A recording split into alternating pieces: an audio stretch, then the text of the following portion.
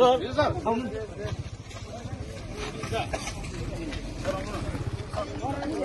चाहिँ गोक जिरोदेखि उकालो रम्दो भएर भोप्रेल हुँदै पर निजीसम्म पुग्ने बाटोको आज शिलान्यास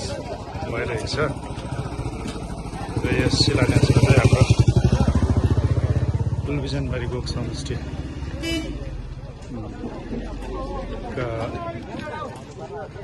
अहिलेको प्रेसिडेन्ट वर्किङ प्रेसिडेन्ट हाम्रो विनय साथी अनि यता यसपालि 2026को हाम्रो एमएलए प्रजातान्त्रिक मोर्चाका प्रार्थी एमएलए प्रार्थी दार्जिलिङ सब डिभिजन उहाँ पनि उपस्थित हुनुभएको छ।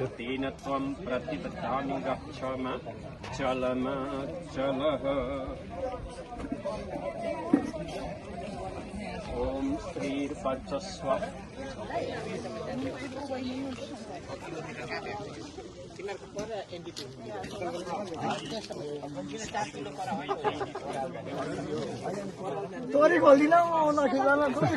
होइन यो विल अफ गोक लेखेको निकालिदिएको त्यो जग्गामा रहेछ भन्नुहोस् न। हुन्छ हुन्छ हुन्छ हाँसिरहेको निकाल्दै दुईजना कि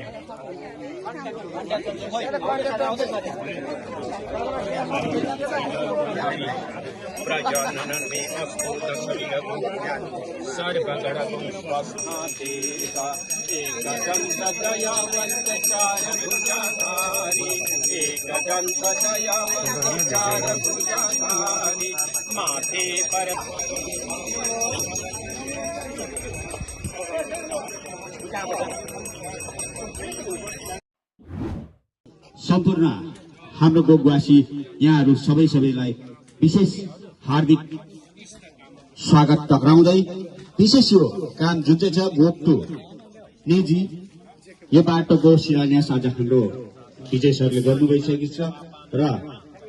उहाँलाई पनि विशेष धन्यवाद। विशेष गरी म धन्यवाद दिन चाहन्छु हाम्रो जिटिए प्रमुख अनि थापाज्यू जसको कारणले नै यहाँ हाम्रो अलिकति भन्नुपर्ने कुरा चाहिँ के हुन्छ भन्दाखेरि वर्षमा दुईपल्ट बनिँदैछ यो बाटो, वर्षमा दुईपल्ट बनिँदैछ र कृपया यस पालिको बाटो। धन्यवाद। गोकवान ग्राम क्षेत्रमा भइरहेको यो शिलान्यास कार्यक्रममा उपस्थित आदरणीय यसपालिको हाम्रो दार्जिलिङ कन्स्टिट्युएन्सीबाट प्रार्थी आदरणीय सर विजय राईज्यू र उपस्थित गोकवान ग्राम पञ्चायतका प्रधान उपप्रधान सम्पूर्ण मेम्बर र गोक टुबाट पनि आज उपस्थित हुनुभएको छ उहाँहरू र गोकवानका सम्पूर्ण मेरा प्रतिनिधिगण र विशेष अघि सरले भन्नुहुँदै थियो वर्षमा दुईपल्ट बाटो भनेर र विशेष यो बाटोको एकदमै ज्यादा कम्प्लेन भएकोले गर्दाखेरि चाहिँ हामी एकदमै अगाडिदेखि नै प्रोसेस चल्दै थियो तर यो अलिक छिटो गर्नुपर्छ हाम्रो वर्षभन्दा अगाडि चाहिँ काम मोटामोटी 50% भए पनि कम्प्लिट हुनुपर्छ भन्ने सोच लिएर चाहिँ हामी कन्ट्र्याक्टरलाई पनि डिपार्टमेन्टलाई पनि प्रेसर गरेर अलिक छिटो छिटो काम गर्नुपर्छ भन्ने सोच लिएर अगाडि आएको छौं र विशेष के हो भने यो बाटो राम्रो बनिनु नबनिनु चाहिँ पब्लिकको बाटो पनि छ र यसपालि चाहिँ यो बाटोले जति पनि लाभार्थीहरू हुनुहुन्छ यहाँदेखि 6 किलोमिटर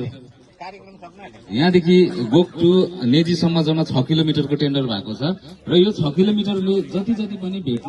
छ तपाईहरु आफै कन्सियस भएर किनभने हेर्नुस् है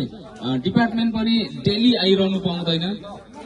कन्ट्र्याक्टर पनि डेली यही बाटोलाई ध्यान दिनु थुप्रै काम भएकोले गर्दा यही ठाउँमा उहाँले पनि आफ्नो वर्करहरु लगाइरहेको हुन्छ र त्यसले गर्दा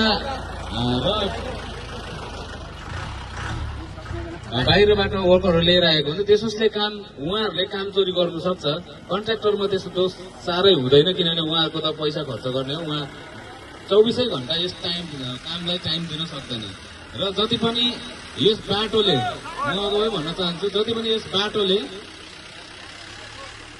पनि यो बाटोले लाभार्थी गाउँहरु छ र सम्पूर्ण तपाईहरु सचेत भएर यो बाटोमा निगरानी राखिदिने म विशेष यहाँहरुलाई निवेदन गर्दछु र विशेष यो बाटोको निम्ति एकदमै सहयोग डिपार्टमेन्ट अथवा यस बाटोको निम्ति आदरणीय अध्यक्ष महोदय चेयरम्यान अनित थापा सरले